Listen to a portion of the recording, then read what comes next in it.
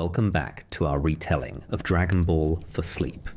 This is episode 4.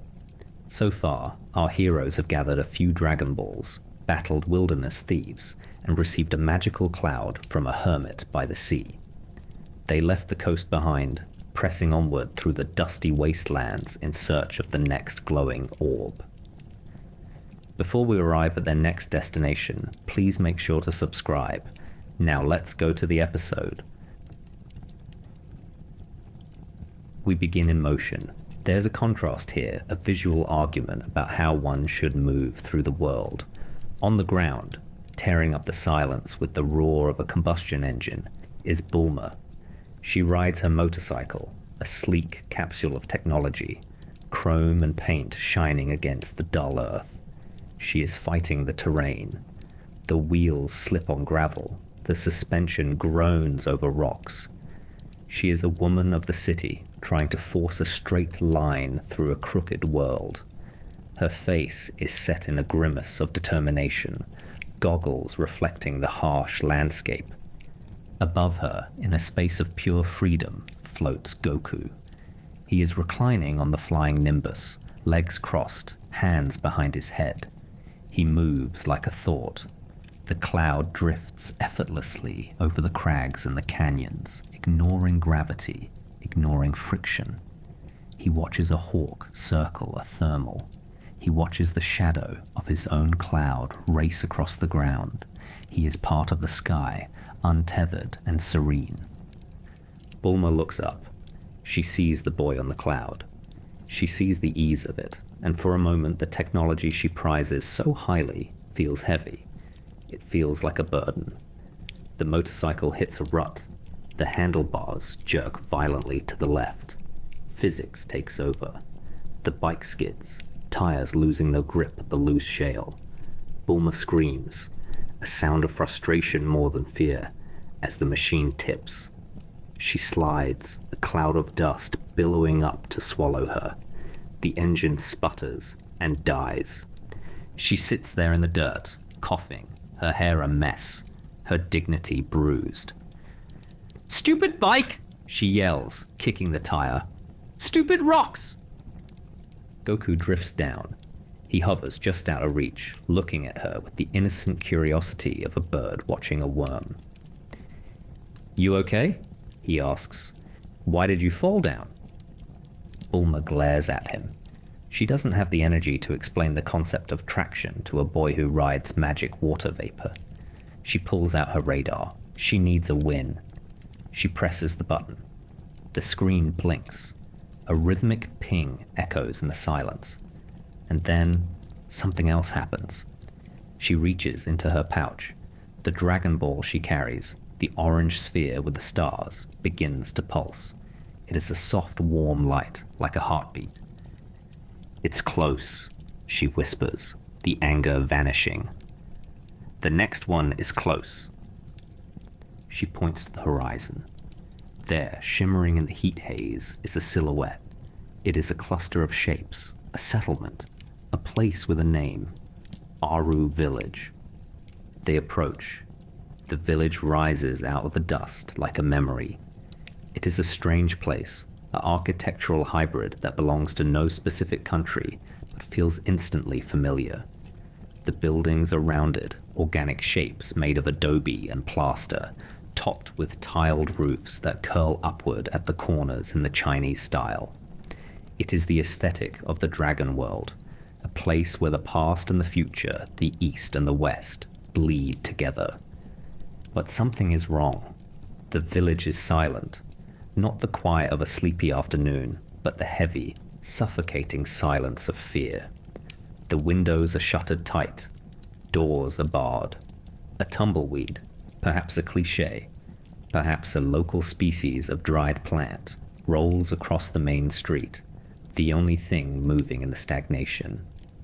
The wind whistles through the eaves, a low, mournful sound. It feels like a ghost town in a Western movie, waiting for the duel to start. Bulma shivers. The urbanite in her recoils. She understands traffic. She understands crowds. She does not understand this emptiness. "It's deserted," she says, her voice hushed. It's ghost town. Everyone's gone. She is rationalizing. She's looking at the surface data. No movement, no noise, and drawing a logical conclusion. Goku sniffs the air. He tilts his head. His senses are not limited to sight and logic. He feels the vibration of hearts beating behind walls. He smells the scent of cooking fires that were extinguished too quickly. He senses the life force, the Kai, hiding in the shadows. No, Goku says, his voice flat and certain. There's people here. Lots of them. He points to the largest building in the center of the village. It is a grand structure, its roof towering over the others. A sign hangs crookedly above the door. Sherman Priest. Bulma hesitates, but Goku walks forward. He approaches the heavy wooden doors. Bulma, recovering her composure, steps up beside him. She raises her hand to knock. She clears her throat, preparing a polite greeting, a request for information. But Goku does not knock. Knocking is a social contract he has not yet signed. To him, a door is not a request, it is a barrier. He draws his fist back. He punches. Crack! The sound is sharp and sudden, like a gunshot. His small fist meets the wood, and the wood surrenders. Splinters fly inward. The door does not open, it disintegrates. A hole the size of a cannonball appears in the center. Goku steps through the wreckage of the door frame as if he had merely parted a curtain. Hello! He shouts into the gloom. The interior is dark. Shadows cling to the corners, and from those shadows a figure lunges. It is a man. He is dressed in robes that suggest authority, but his face is twisted in a mask of pure terror. He holds a weapon. It is a woodcutter's axe, heavy and rusted, the blade gleaming dully in the dim light. He screams, a high, desperate sound, and swings. The axe descends. It is aimed directly at Goku's head. In any other story, this is the end. In a gritty drama, we would cut to black. But here, in this world of rubber physics and gag logic, something else happens. The blade connects with the boy's skull. Clang. It is not the sound of metal cutting flesh. It is the sound of metal hitting an anvil. The vibration travels up the handle. The blade shatters. Metal fragments rain down like confetti. The wooden handle snaps in two. The priest is left holding a useless stick, staring in disbelief. Goku blinks. He reaches up and rubs the top of his head. Ouch, he says. That hurt a little. A lump swells up instantly, a comical red bump rising through his spiky black hair. But he is alive. He is annoyed, not dead. The priest drops the broken handle. He falls to his knees, trembling. You're not him, the priest stammers. You're not Oolong. The name hangs in the air. Oolong. It sounds like tea. It sounds harmless. But the fear in the priest's eyes tells a different story. Bulma steps through the broken door, dusting splinters off her jacket. Who is Oolong? She demands. And why are you trying to kill my bodyguard? The exposition pours out. The priest, a man named Sherman, who seems to have aged 10 years in 10 seconds, explains the terror. Oolong is a monster, a demon, a shapeshifter. He can be anything. A giant bull, a terrible robot, a ghost. He has claimed this village as his hunting ground, and his prey is specific. He does not want gold. He does not want souls. He wants wives. He takes our daughters, the priest wails. He has taken the blacksmith's daughter, the baker's daughter, and now he wants mine. He gestures to a girl hiding behind a curtain. This is Pocahontas. She is trembling, clutching a handkerchief. Noon? The priest says, checking a clock on the wall. He is coming at noon to take her. It is a proposal delivered as a threat, A forced marriage to a shape-shifting demon. The absurdity of it, a monster who is a serial groom, does not lessen the horror for the villagers. They are paralyzed. They cannot fight a shadow. They cannot fight something that changes its face. The other villagers, hearing the commotion and realizing the immediate danger has passed, begin to emerge. They creep out from back rooms, from under tables. The room fills with faces. Old men, young mothers, children. They look at Goku and Bulma with a mixture of hope and suspicion. Bulma's eyes scan the room. She is not looking at the people. She is looking for the glow. And she finds it. An old woman, Grandma Paozu, stands in the corner. She is small, wrinkled like a dried apple, and clutching something in her hands. It is the 6-star Dragon Ball. Bulma gasps. "That ball!" She points. "You have it!" The grandmother clutches it tighter. "This," she says, her voice a fragile rasp. "This is my family's heirloom. It belonged to my great-grandmother. It is very precious." Bulma's mind races. She sees the equation clearly. The village has a problem. Oolong. She has a solution. Goku. The grandmother has a payment. The ball. "Listen," Bulma says, stepping forward, assuming the role of the negotiator. "We can help you. This boy," she points to Goku, who is currently poking at the broken axe handle, "is incredibly strong. He can beat Oolong. He can save your granddaughter." The room goes silent. Hope flickers. "But," Bulma continues, "we need payment. If we save the village, you give us that ball." Grandma Paozu hesitates. It is an heirloom. It is history. But she looks at Pocahontas. She looks at the tears in the girl's eyes. She looks at the clock ticking toward noon. History cannot save them. A hero can. "Okay," the grandmother whispers. "If you defeat the monster, the ball is yours." The deal is struck. A mercenary contract for heroism. But there is one final detail to address. One final moment of friction between the wild boy and the social world. Goku is looking at the villagers. He is confused. The priest kept saying daughters and girls. Goku understands fighting. He understands food. He does not fully understand the taxonomy of gender. He approaches Grandma Paozu. He looks at her. He is trying to categorize her. Is she a girl that Oolong would want? She looks different. He reaches out. With a quick, innocent, and completely inappropriate motion, he taps her crotch. Pat pat. The room freezes. The grandmother shrieks. Bulma face palms so hard it leaves a mark. "What are you doing?" Bulma screams. Goku looks up, unbothered. "Just checking," he says. "She's a girl, but she's old. Would the monster want her?"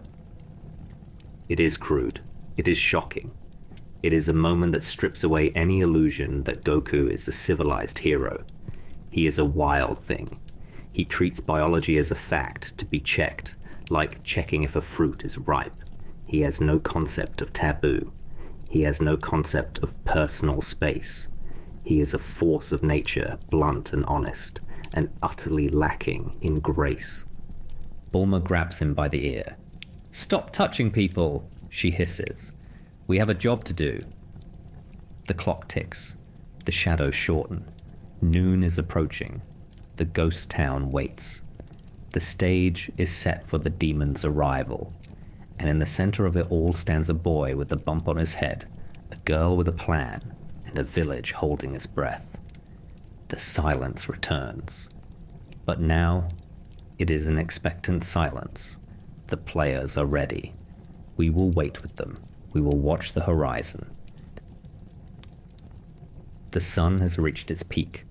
It hangs suspended at the highest point of the sky, casting short, dark shadows that look like puddles of ink on the dry earth of Aru Village. This is the hour of the predator, the hour when the heat is most oppressive and the silence is most absolute. Inside the Sherman priest's house, The air is thick with the smell of old wood, incense, and the sharp, metallic tang of fear. Bulma stands in the center of the room, her eyes darting between the clock and the small, spiky-haired boy standing before her. She is no longer just a traveler, she is a director, a master of ceremonies in a play where the stakes are life and death, or at least, the freedom of a village's daughters. The problem is simple. Oolong is coming for a bride. The solution, in Bulma's mind, is a classic bait and switch. She looks at Goku. She looks at the girl, Pocahontas, who is currently weeping into her hands in the corner. Then she looks back at Goku. The plan takes shape. It is a strategy rooted in ancient theater and desperate necessity. If Oolong wants a girl, they will give him one, but one with the bone density of a mountain and the reflexes of a panther. The transition from warrior to maiden is not a graceful one. Goku protests, his voice high and indignant, as Bulma forces him into a dress. It is a garment of pink and white, frilled and layered, designed for a delicate village girl, not a boy who spends his days wrestling giant fish. She jams a wig onto his head, the long black pigtails bouncing against his shoulders. She applies makeup with a heavy hand, red circles on his cheeks and a dash of pink on his lips. The result is not a girl.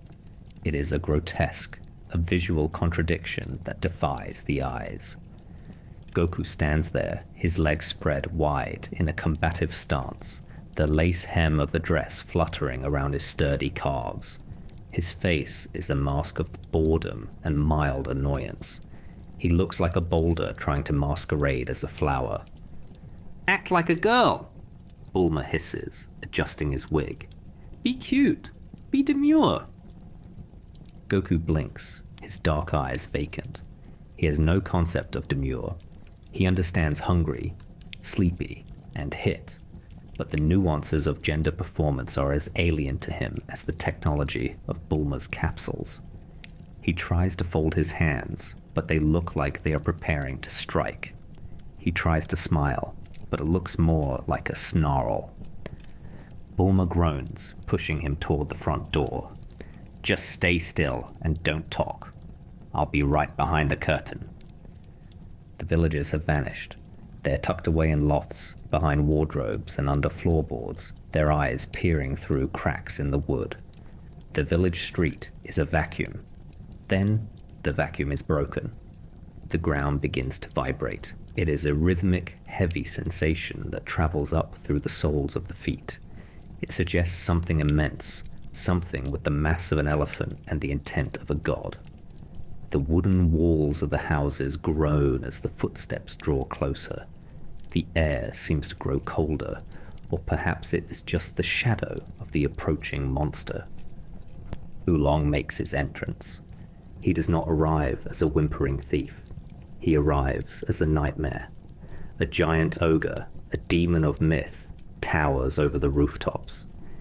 His skin is a deep, bruised purple, his muscles cored like the roots of an ancient tree. He carries a massive bouquet of flowers in one hand, while the other rests on the lapel of a tuxedo that has been impossibly tailored to fit his demonic frame. This is the gentleman monster.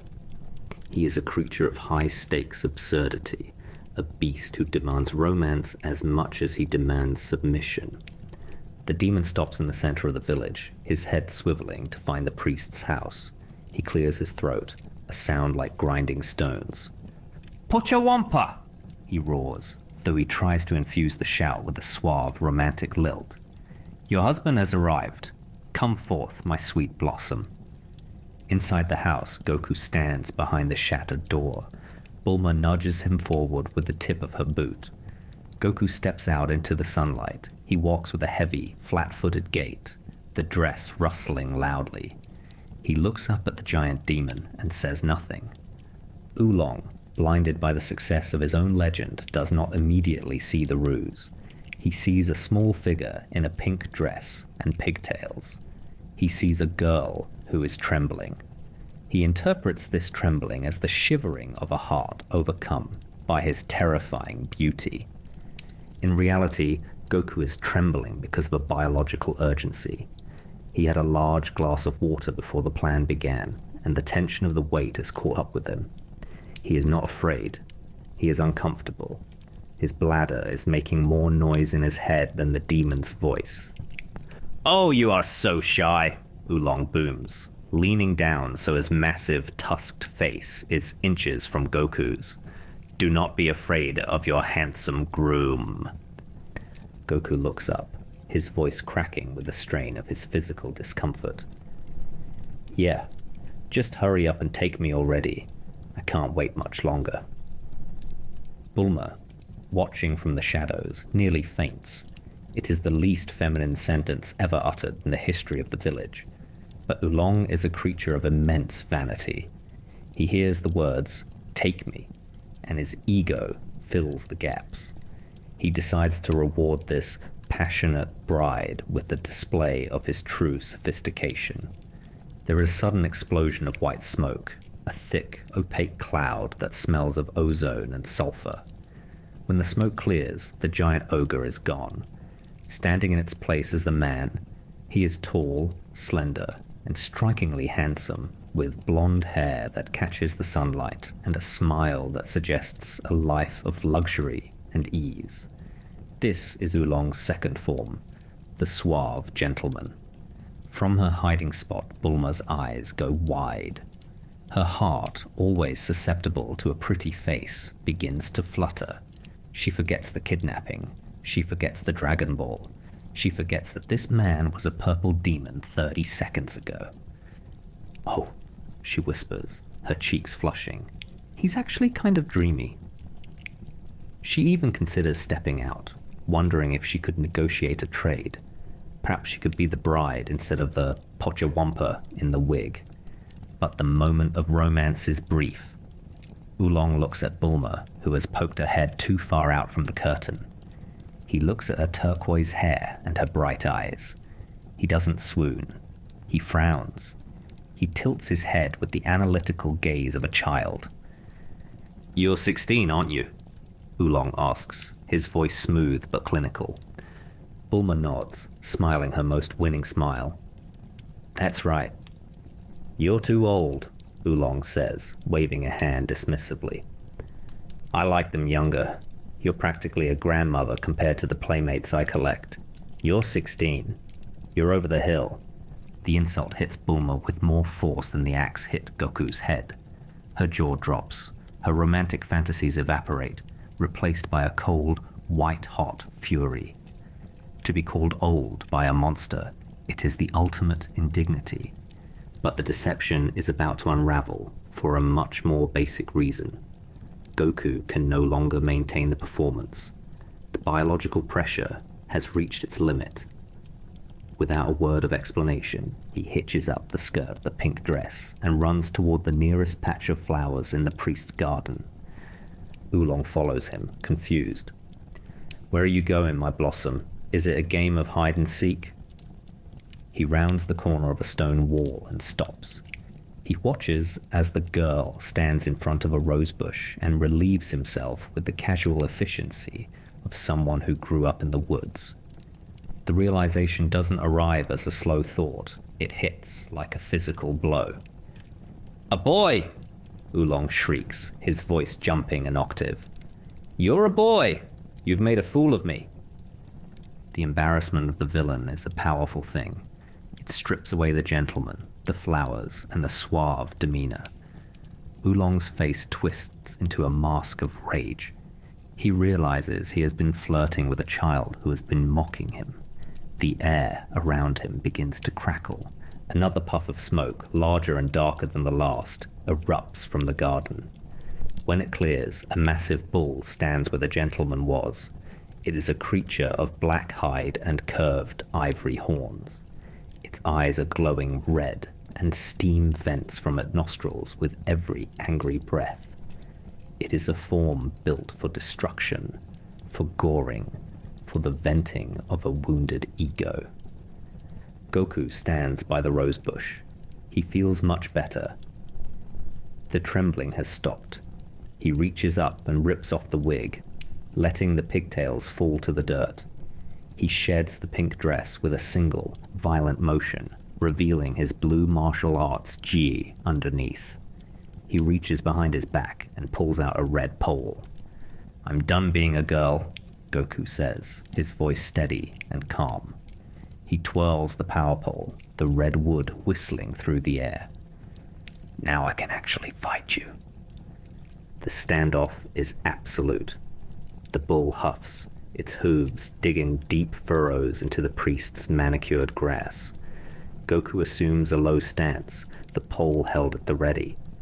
The villagers, sensing the shift in tone, pull back even further into the shadows. This is the nature of the adversary. Oolong is a master of the mask. He can be the demon to terrify, the gentleman to charm, or the bull to crush. But masks are fragile things when they meet a force that does not care about appearance. Goku does not see a demon, a gentleman, or a bull. He sees a target. He sees a problem that can be solved with a well-timed strike. Oolong hesitates. In the form of the bull, he looks invincible. He looks like he could level the village with a single charge. But beneath the hide, beneath the horns, there is a core of insecurity. He has lived his life through these transformations because he is afraid of his true self. He relies on the shadow he casts to keep the world at bay. He bellows, a sound that shakes the windows of the village. He lowers his head, the sharp points of his horns aimed at Goku's chest.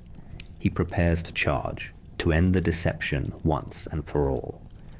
Goku does not flinch. He tightens his grip on the pole. He is ready. The clock on the priest's wall strikes the first note after noon. The play is over. The combat has begun. We will watch the dust rise. We will listen for the strike. Good Markdown, Episode 4, Part 3, The Chase and the Twist.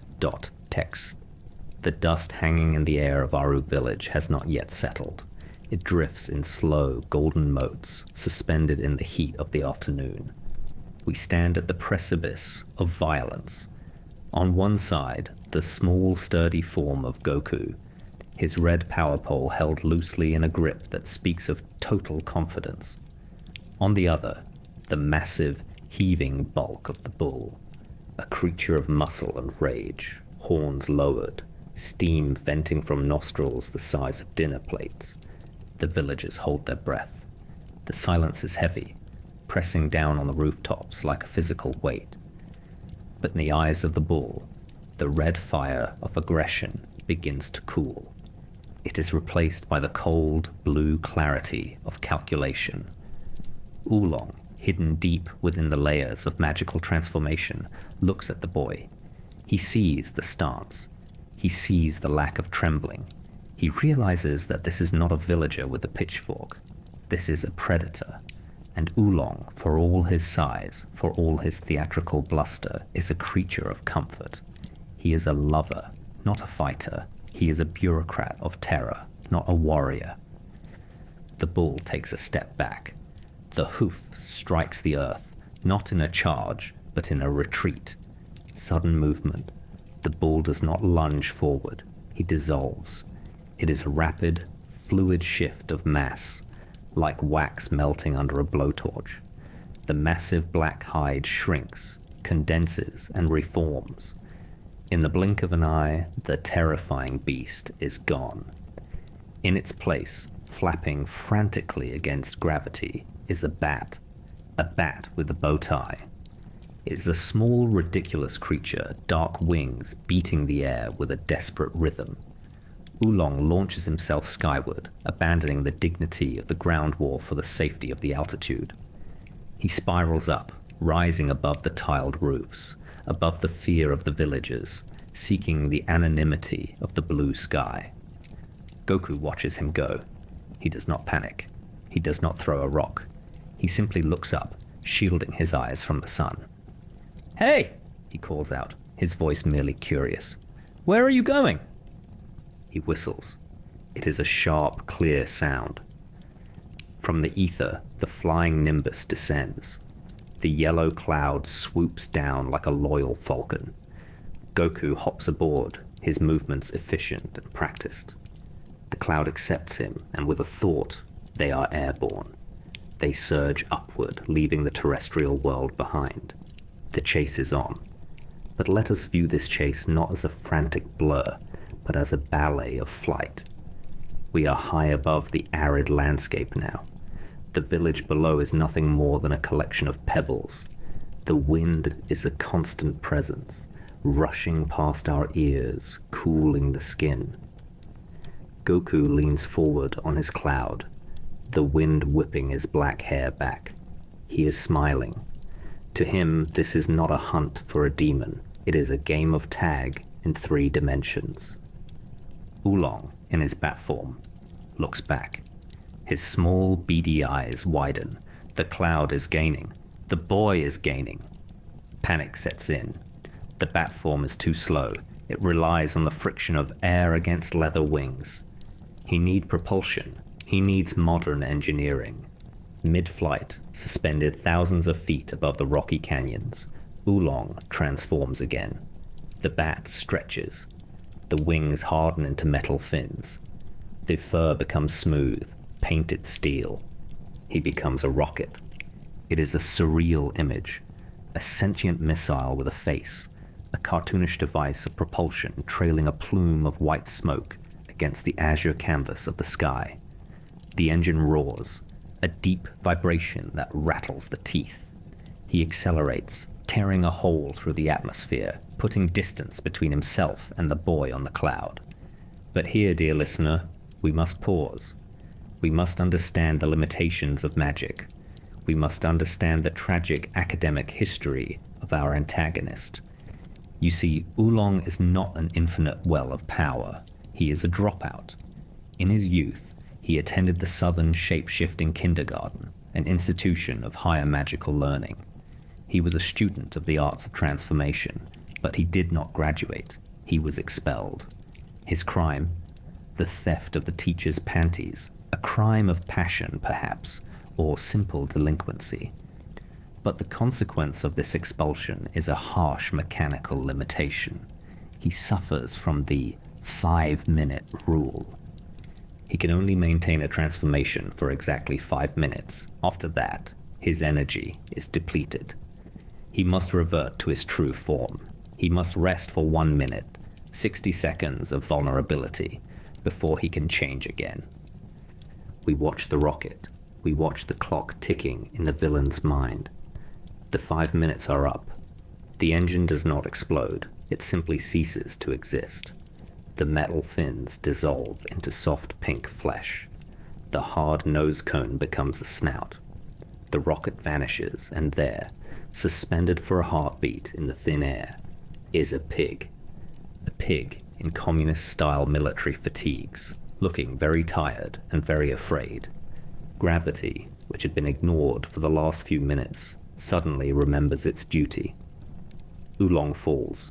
He plummets, his limbs flailing, a squeal of terror lost in the wind. He tumbles through the air, past the startled birds, past the cliffs, and crashes back into the earth just outside the village. The impact is not fatal. This is a world of soft edges, after all, but it is final. Dust billows up in a soft cloud. Goku lands the Nimbus gently nearby. He steps off, the cloud dissipating into the atmosphere. He walks toward the crater. Oolong scrambles out of the dirt. He is cornered. He is breathless. He needs time. He needs that 1 minute of rest. He checks his mental watch. 40 seconds left. He needs a bluff. He needs one last terrifying performance to keep the boy at bay. He summons the last dregs of his energy. He pushes through the exhaustion. He transforms. The smoke clears to reveal his masterpiece of absurdity. He has become a ramen robot. Visualize this. A metallic torso, cylindrical and sturdy. Legs made of articulated piping, but instead of hands, he wields giant chopsticks. and the top of his head is an open bowl of steaming hot soup. He is a weaponized kitchen appliance, a soup pot robot. "Stay back," the robot voice echoes, tinny and hollow, "or I will dip you in the soup. It is a pork bone broth, and it is boiling." Goku stops. He tilts his head. He looks at the soup. "That looks tasty," he observes. Oolong, in his panic, tries to brandish the chopsticks. He waves his arms. But the coordination of a soup robot is difficult. He tilts too far. The soup sloshes. A splash of boiling broth spills over the rim and lands on his own metallic finger, which, due to the nature of shapeshifting, still contains his nervous system. "Hot! Hot! Hot!" the robot screams. He drops the chopsticks. He blows on his metal finger. The terrifying facade cracks completely. The monster is not a demon. He is a clumsy pig in a metal suit who just burned himself with his own ammunition. Goku watches this display with mild confusion. He is waiting for the fight. But the fight is interrupted from an unexpected quarter. From the edge of the crowd, a small boy steps forward. This is Johnny.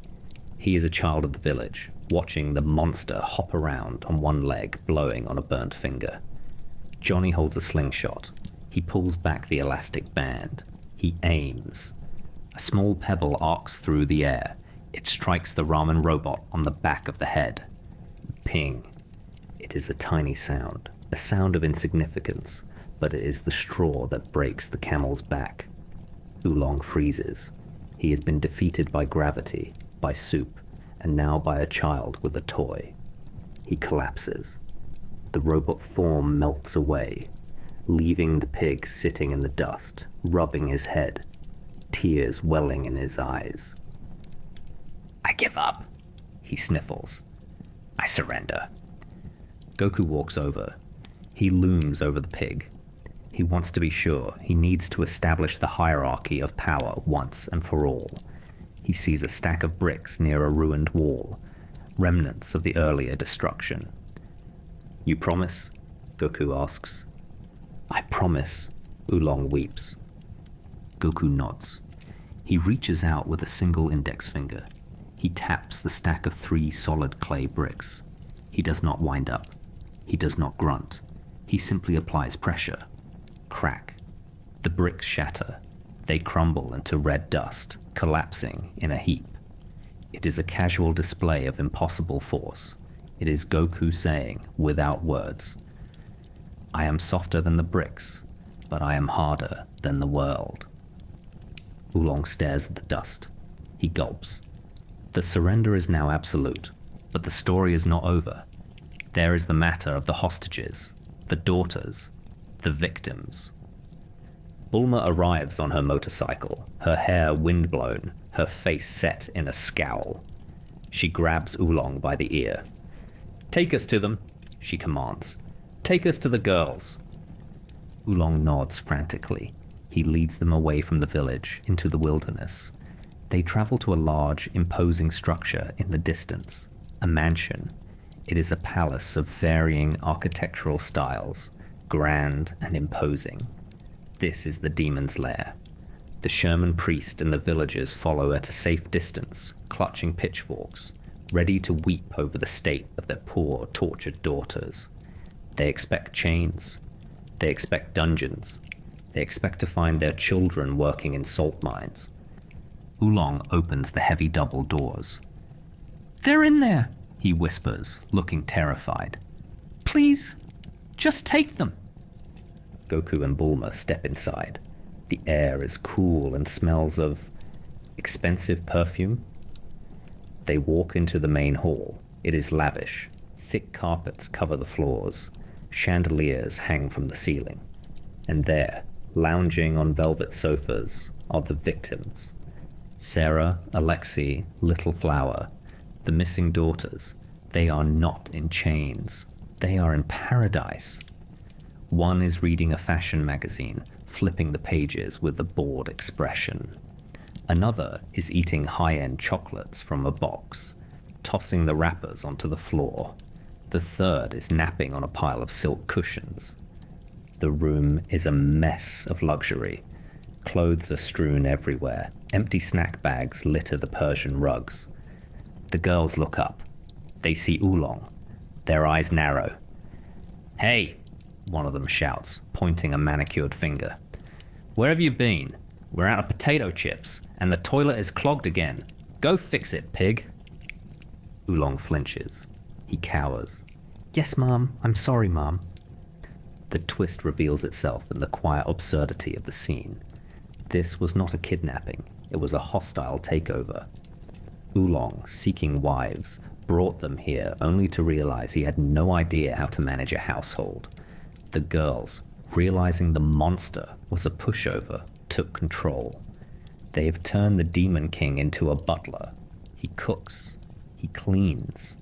He steals things from the village, not for himself, but to satisfy their demands for luxury goods. He is exhausted. He has bags under his eyes. He is a victim of his own harem. "Please," Oolong begs the villagers, who are now peering through the door. "Take them back. They are monsters. They eat everything. They never stop complaining. I just want to live alone. I want peace." It is a reversal of the hostage negotiation. The hero is not rescuing the girls from the villain. The hero is rescuing the villain from the girls. The Sherman priest looks at his daughter, Pocahwampa, who is currently yelling at Oolong to iron her dress. He looks confused. He lowers his pitchfork. The resolution is messy, as all human things are. The girls are reluctant to leave. The mansion has better snacks than the village, but the villagers, grateful that the threat is neutralized, drag their daughters home. Oolong watches them go, leaning against the doorframe, a look of profound relief washing over his porcine face. He waves. He is free, or so he thinks. Grandma Paozu approaches Bulma. In her hands, she holds the 6-star Dragon Ball. It glows softly in the dim light of the mansion's hallway. "A deal is a deal," the old woman says. She places the ball in Bulma's hand. The glass is smooth and cool. It joins the others in the fanny pack, clinking gently. 5 balls. Only 2 remain. Bulma looks at the ball. She looks at the map. And then she looks at Oolong. She sees a coward, yes. She sees a pervert, undoubtedly. But she also sees a shapeshifter. She sees a drone, a spy, a tool that can become a key, or a ladder, or a rocket. She is a pragmatic girl. She does not need heroes. She needs assets. "You," Bulma says, pointing at the pig. "You're coming with us." Oolong blinks. "What? No. I'm retired. I'm going to take a nap for a week." "No." Bulma smiles, but it is a smile with teeth. "You have a car, don't you? We need a ride, and your powers might be useful." She leverages the situation. She implies that without her protection, the villagers might realize just how weak he really is, and come back with torches. She offers him a choice: servitude to the village mob, or an adventure with a cute girl and a strong boy. Oolong looks at the angry villagers in the distance. He looks at Bulma. He sighs. He packs a bag. He joins the party. Not out of loyalty, not out of a desire for redemption, but out of the simple, bureaucratic necessity of survival. He climbs into his vehicle, a camper van that has seen better days. Bulma rides shotgun. Goku hops on the roof, preferring the open air. The engine starts. The vehicle rumbles down the road, leaving the ghost town of Aru Village behind. The sun begins to set, painting the sky in strokes of violent orange and bruising purple. The shadows stretch out, long and thin, chasing the travelers toward the horizon. We leave them there, a girl with a wish, a boy with a tale, and a pig with a past. They are a motley crew, bound together by circumstance and the magnetic pull of the magic balls. The road ahead is dark. The Diablo Desert awaits. But for now, there is only the hum of the engine and the quiet satisfaction of a story that turned out to be a joke. Close your eyes. Let the image of the desert fade. Let the sound of the engine become a low, steady hum in the back of your mind. The day is done. The transformation is complete. Good night.